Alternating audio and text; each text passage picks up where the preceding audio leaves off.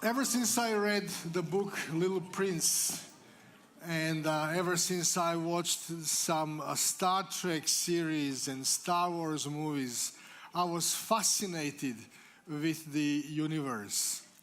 I don't know if this is true for you or not, but universe, when you look at it and you look at the space, it's just so amazing. And this fascination has started from Abraham, I guess, when God has taken him out and showed him and said, look at this vast stars. And ever since then, I and probably everybody else is wondering, is there life beyond our planet? And scientists are interested in this question, but there is another question, even more pertinent. Question, is there a planet that is habitable, where we could colonize ourselves and where we could actually go to? We know that we as humankind on this planet will die. This is scientific fact. In our universe, in a Milky Way, in all universe, everything is constantly changing, erupting, evolving, and life is today here and tomorrow it may not be here. This is something that scientists are absolutely sure about. And this is why they are investing a lot of best mind, of lots of money, trying to find a place where we'll be able to go to. It is.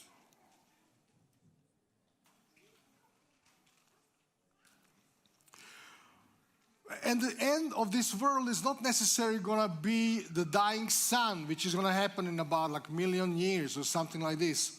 But it will come as a virus. It will come as a meteorite that hits the world and wipes off all semblance of life that we know about today.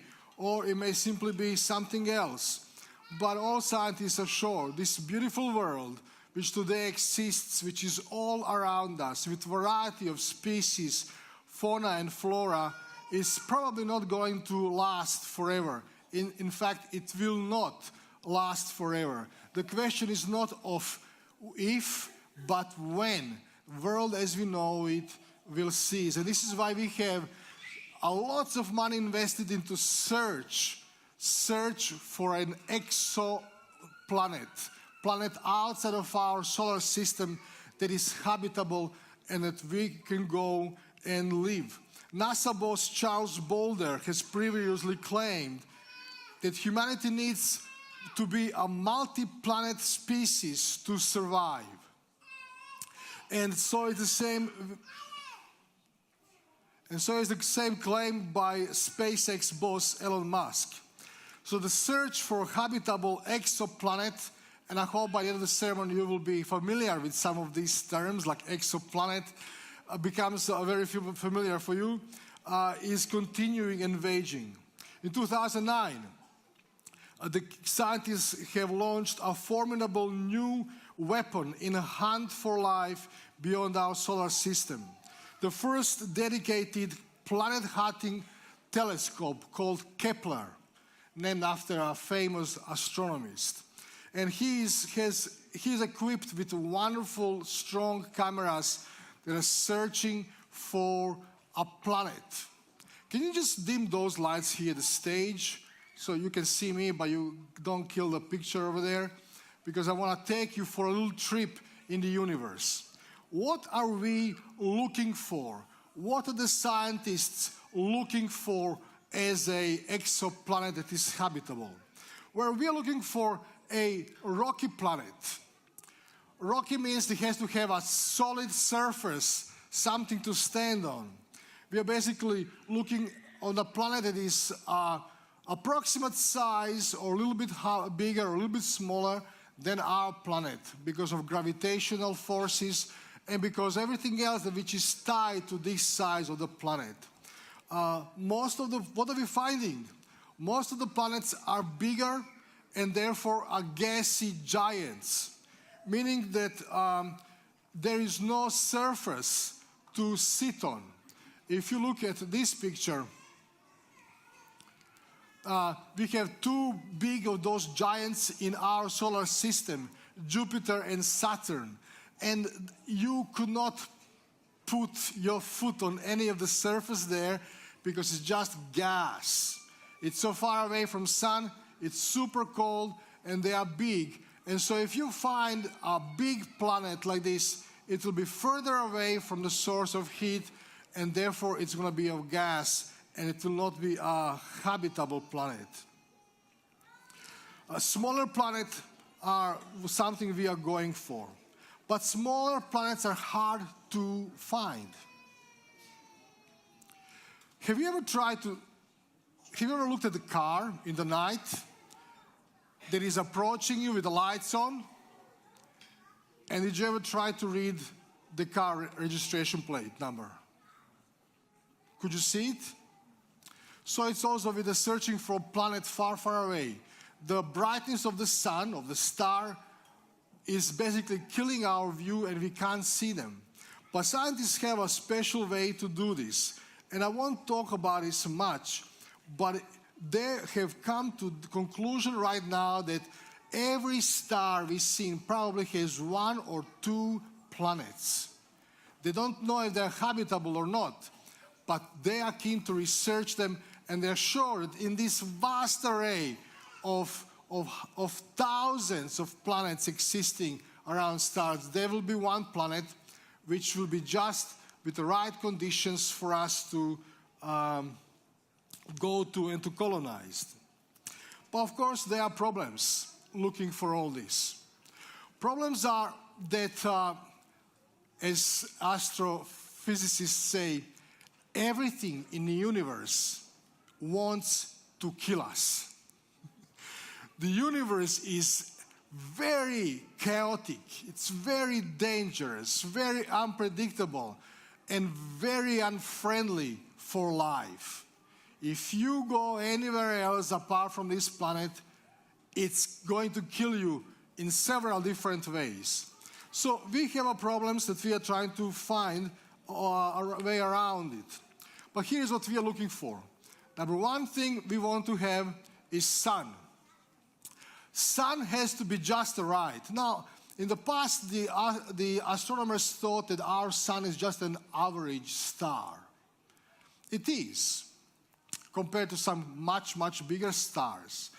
But 70% of suns we find in the Milky Way, in our galaxy, are so-called red dwarfs, or M-type of stars, meaning they are much smaller, they have a they emit much less of energy, about 1/1000th of the warmth that our sun does, and therefore do not give as much heat away as our sun does. Our sun actually is a beautiful, massive, luminous, and is looking very well after us.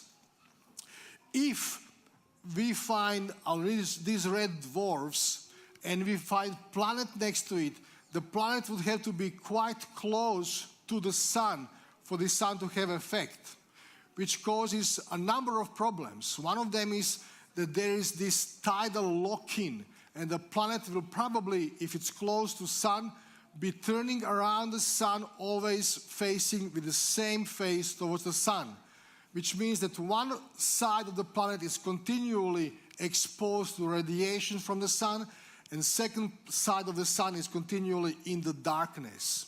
And this is not the best scenario for finding a place to live. The next thing which we try to find is a habitable zone. A habitable zone is the space close to the sun, but still close enough to have enough of heat, but far enough not to be too hot, which is not easy to find either. We just look at our solar system. Our planet sits at a perfect, beautiful distance from the sun. If you go to the next planet, Venus, we have temperatures of 460 degrees at Venus. Now, if you want a good tan, that's a place to go. It will burn you just nicely. On the other side, on Mars, average temperature of Mars is minus 63 degrees Celsius, which is still habitable for us. And we are thinking of colonizing Mars. In fact, I'll mention this a little bit later on. But it's still not comfortable.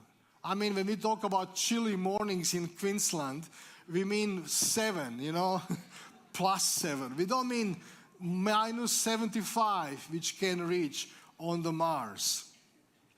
So our Earth is in just right, beautifully right position, far enough from the sun. We also have to find safe space in the galaxy. Stars, I'm just gonna go back, sorry.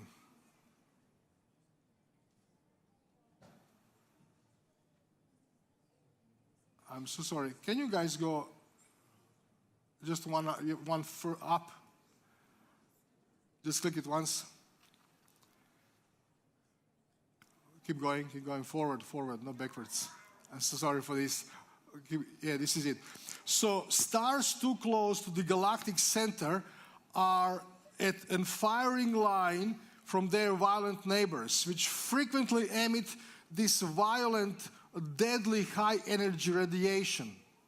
And fired up by the sun's supermassive black hole in the middle of our Milky Way, this cosmic kill zone stretches for an amazing 8,000 light years and is basically with its densely packed spiral arms killing and stripping off any possible life that would be growing on the planet. So all these red arms which are going to touch, whatever this touches, this is death. If life ever was on those planets where the red arms are, there is no life anymore. We are situated in this wonderful spot there, in between those two deadly arms, perfect space to have a life on. And these green zones, what the scientists call, is like the suburb of the Milky Way. So we are just at the right spot, again, for life to happen. Can you click again? Next slide, thank you. We also need something called atmosphere. This beautiful blue light that is visible from the space or from around our world is atmosphere. Created on the days 2 of creation, God knew just how to protect us from all possible radiations and problems from the world. The Earth's atmosphere provides the gases that are necessary for biochemistry of life of this planet. But it also protects oceans from the full fury of the sun, and therefore they don't simply evaporate in the cosmos and disappear like they did on Mars, for instance. Without the atmosphere, there would be no wind, there would be no rain, there would be no fresh water, and therefore there would be no life. So when God spends on day 2 separating waters from above and from waters down, He is doing a very, very important job. Close to the atmosphere is magnetic field, which is absolutely necessary for us to have, which is also quite hard to detect on far-away exoplanets, but scientists have their ideas how to do this. Without protection of the magnetic field, the atmosphere would be stripped away by radiation of the sun. So this is some of the pictures you will see are pictures from the Mars. Mars used to be like planet Earth. It was also had this core which at some point cooled down because it's half the size of the Earth, and therefore its magnetic field stopped working. When the magnetic field stopped working, the glares and radiation stripped off the atmosphere, then simply boiled all the water on the Mars which used to be there go away. Magnetic field is the reason again that God has put in place by spinning the world just the right beautiful rotations as well. So we are protected in a way that we would be otherwise really exposed to all the deadliness of the world. Of course, Mars looks today like this, or used to be looking like this. Scientists believe a long, long time ago, and as believers, we have no problem objecting none of this. Today, there is no life at the Mars, nor there ever was that we know of. But at some point, all the water from the Mars was stripped away, and when scientists look for exoplanet, they understand that you cannot have a life without atmosphere and magnetic field, which are just so great. And next thing which is absolutely necessary is water and oxygen. Water and oxygen is, if you want to get to the new planet and be happy with atmosphere and magnetic field, this is all great. But when you come to be thirsty and when you have to breathe finally, if this is a problem, you won't get to enjoy the views of this new fully found planet. We are blessed with so much of water and wonderful oxygen. You and I don't even think about it, but just stop for a second and take a breath. That's not nothing which just came up to your nose. That stuff that you breathe is very precious, and it doesn't exist on any planet so far we know in the way that it exists here. Water, what can I say? Without this, absolutely nothing happens. But there are some other things that we are trying to find on exoplanets which are very present on here. Things like energy or food. None of this is like a last on the food chain that we are trying to find. We can make a special chambers and special way of producing both energy and the food. But this is of course not easy. And finally, what we will have to find to face if we ever want to go away from this planet is transportation.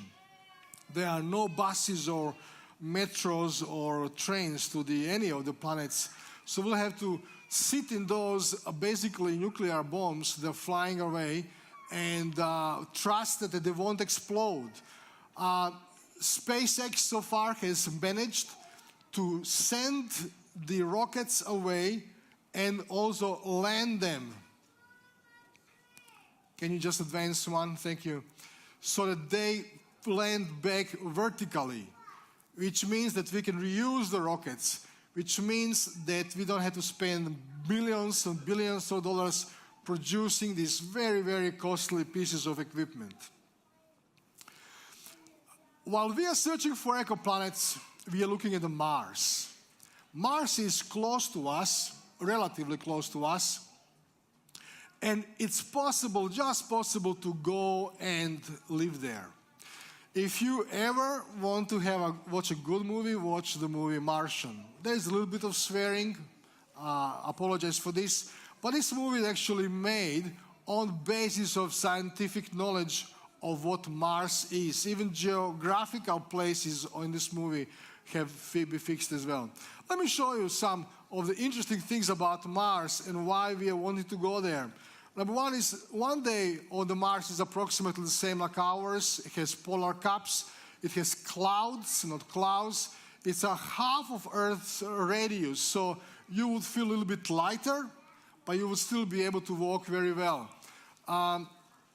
It has one year lasts twice as long as Earth's, and temperatures are not pleasant. It goes from, I don't think it's, but it could be 153 at the very polar caps in the winter to 21 Celsius on equator in one day of the summer that Mars has. It has long dust storms. Dust storm there can last up to months. When I say months, I mean 3 or 4 months. And it has 2 small moons, has smooth plains, evidence of water.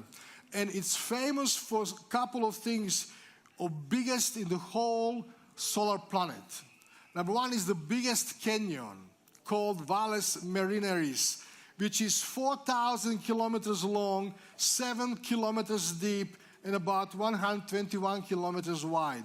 Our Grand Canyon is nothing compared to Grand Canyon of the Mars. And it has the tallest mountain in the whole solar planet. Olympus Mons is the biggest volcano in our solar system. It is about 600 kilometers wide, and it's 22 kilometers high. It's easily visible from the space, and it's just dwarfs. Everest is nothing compared to the mountain on the moon. Somebody said that if it would be possible to walk up that mountain, you could literally walk into the space.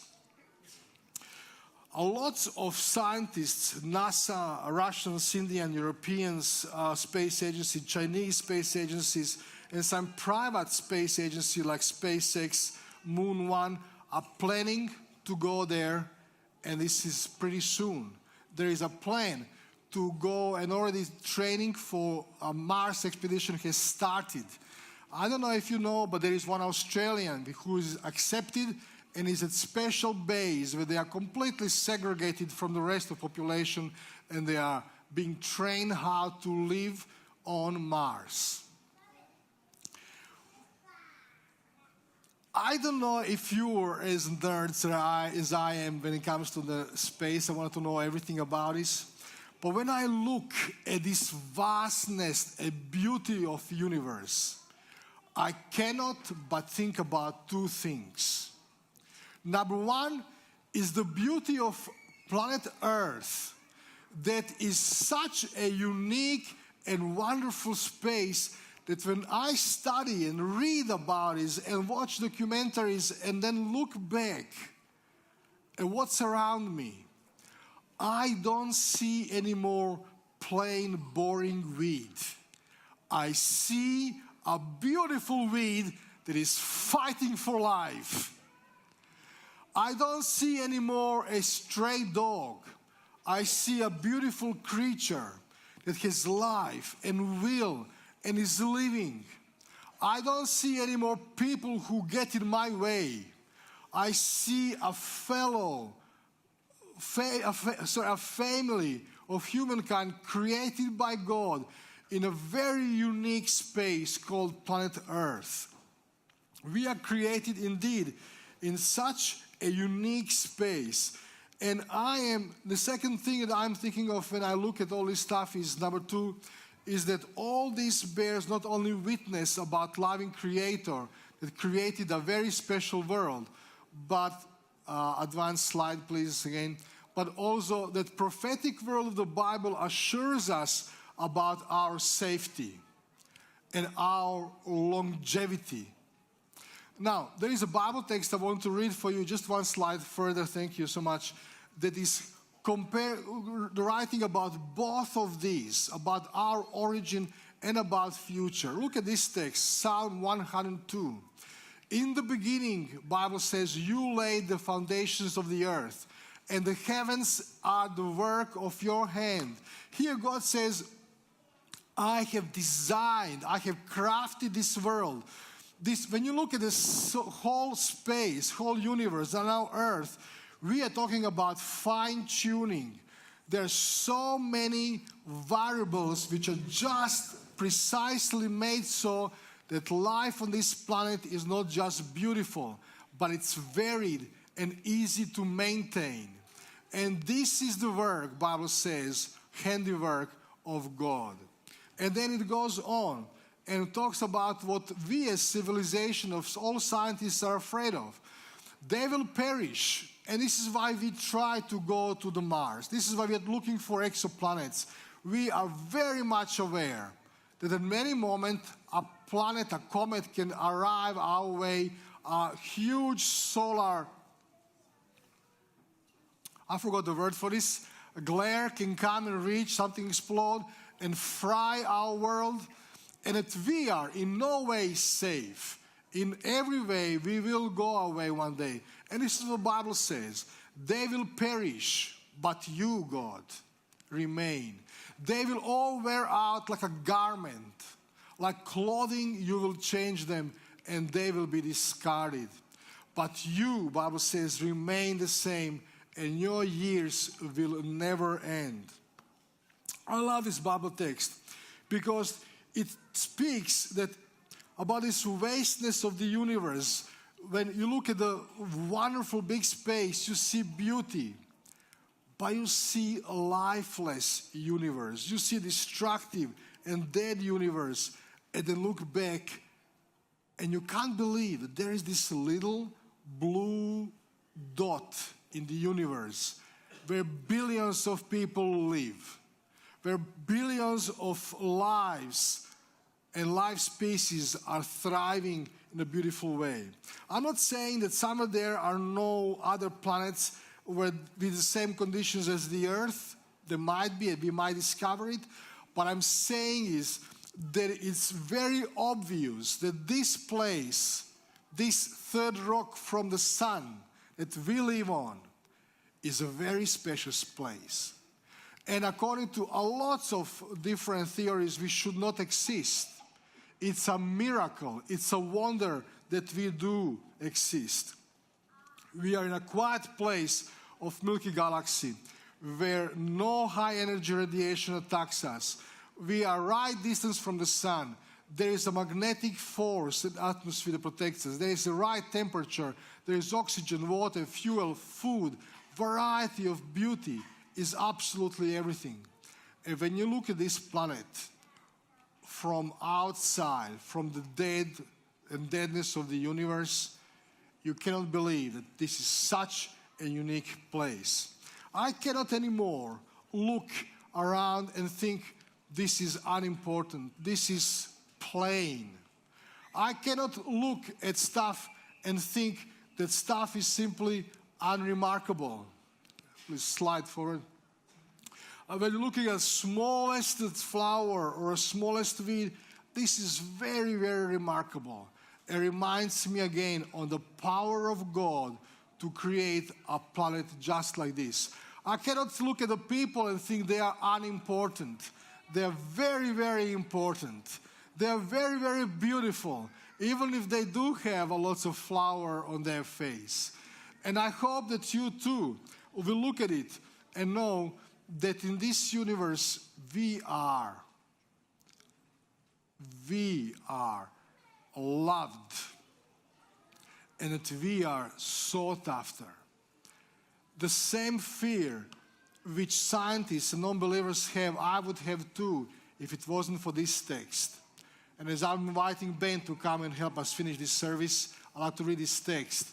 Do not be afraid, Jesus says. Do not be afraid. I am the first, I am the last. I am he who lives. I was dead, and behold, I am alive forevermore. Amen. He is our first, and he is our last. He has once designed this beautiful world, put it, encircled it with so much love and protection, spun it around and say, live.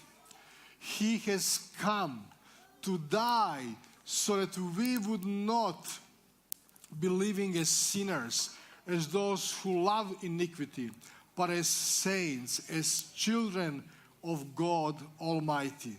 And he said, I am the last. When this world, when this planet is one day destroyed, it will be renewed. There will be a new life. And because of this, because God is close to us, because of this wondrous cross about which we will sing now, we can have no fear but hope and love for our God. May God bless you.